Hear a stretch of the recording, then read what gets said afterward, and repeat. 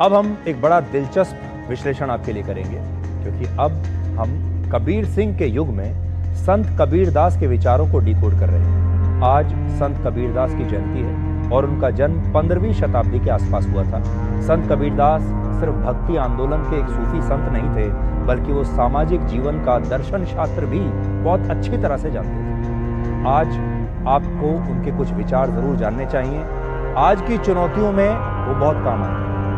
आज जब हमारा पूरा देश कबीर सिंह के युग में जी रहा है और जब सच्चे रिश्ते ही नहीं बल्कि सच्चे इंसान होने का मतलब भी पूरी तरह से भुला दिया गया है, उसकी परिभाषा ही बदल चुकी है, तब आपको संत कबीरदास के दोहे जीवन जीने का सही रास्ता दिखा सकते हैं। वर्ष 2019 में एक फिल्म आई थी जिसका नाम था कबीर सिंह, जिसका सार ये था कि अपने पार्टनर के साथ हिंसा करना, उसके साथ दुर्व्यवहार करना और ब्रेकअप के बाद नशे में डूब जाना असली प्यार है।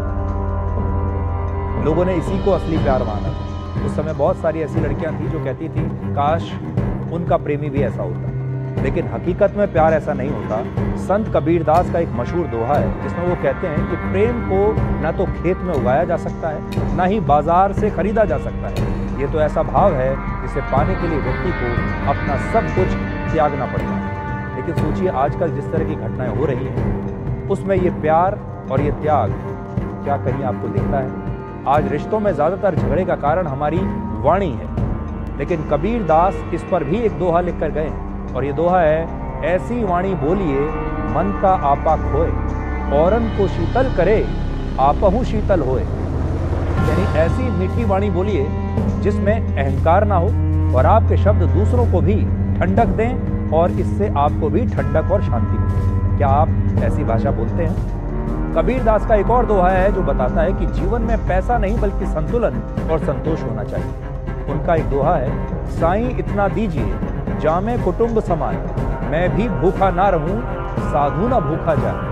यानी भगवान से इतनी प्रार्थना है कि जितनी आपको जरूरत है उतना आपको मिले और आपके जीवन में संतोष और संतुलन की कोई कमी ना रहे। इसीलिए उन्होंने कहा, इतना दीजिए जिसमें मेरे कुटुंब का पूरा काम चल जाए और मैं भूखा ना रहूं और मेरे घर में अगर कोई साधु आए तो वो भी मेरे घर के मेरे दर से भूखा ना जाए, इतना दीजिए। एक और उनका दोहा है, दुख में सुमिरन सब करें सुख में करे ना कोई, जो सुख में सुमिरन करे तो दुख काहे को होए। यानी संकट में नहीं बल्कि हर समय ईश्वर को याद करना चाहिए। और आखिरी आप ये देखिए, दुख में सिमरन सब करे सुख में करे ना कोई, तो इसके भी बड़े गहरे मायने हैं। और आखिरी दोहा ऐसा है जो आपके अंदर सकारात्मक बदलाव ला सकता है और वो है, कबीरा खड़ा बाजार में मांगे सबकी खैर, ना काहू से दोस्ती ना काहू से बैर। यानी सबके लिए अच्छा और भला सोचिए, किसी से भी पक्षपात या द्वेष नहीं करना चाहिए। लेकिन सोचिए आज कबीर सिंह के युग में कोई संत कबीरदास के इन दोहों और इनमें बताई गई सीखों को कितना याद रखेगा। और अगर आप दोनों की तुलना करेंगे तो युग तो है कबीर सिंह का, लेकिन इस समय हमें विचारों की जो जरूरत है वो है संत कबीरदास के विचारों की।